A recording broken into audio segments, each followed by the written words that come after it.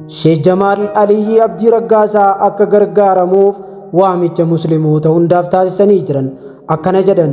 Islaamummaan qalbii namaa keessatti ijaarama.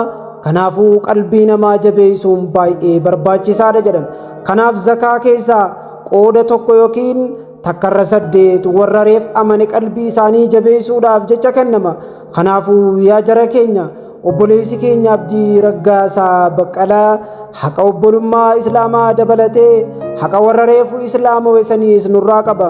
Ammaas miidhaan cimaan isa irra gahee waan jiruuf jecha obboleeyyan keenya hundi akka isa gargaartan kabajaadhaan kan isin affeerru ta'a. Rabbiin obboleessa keenyas nuuf haa fayyisu. Lakkoofsa herreegaa akaawuntii isaa kanarratti hundi keenya akka gargaarru jechuun Sheekh Jamaal Aliyyi waamicha musliimoota hundaaf taasisan. Obboleessa keenya Abdii Raggaasaa fuulli isaa hundi gubatee qaamni isaa hundi luqqa'ee ibidda saniin baay'ee miidhame. Ibidda osoo inni rafuu osoo ifirraa quban qabne haati mana isaadhaa zayitii danfaa itti naqxeen Abdiin siree hospitaalaatti galee jedhama. Abdiin gargaarsa keessan barbaada. Kutaa dhibee cimaa kan jedhamu ICU keessatti argama. Abdiin hospitaala keessa taa'ee uummata musliimaatti iyyatu jira. Birmannaa lammii guutuuf barbaada.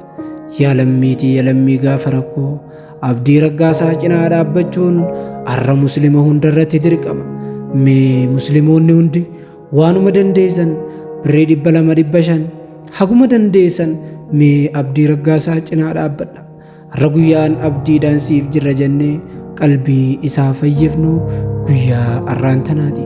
Gaafa duune waliin oonu lammii gaafa du'e waliif boo'uu osoo hin taane lammii gaafa jiru wal deeggaruu akka taanuuf waamicha Sheekh Jamaal Aliyyi haa awwaannu isiniin jennam. Kottaa hundi keenya waamicha Sheekh Jamaal awwaannee Abdii Raggaasaa cinaa dhaabbannam.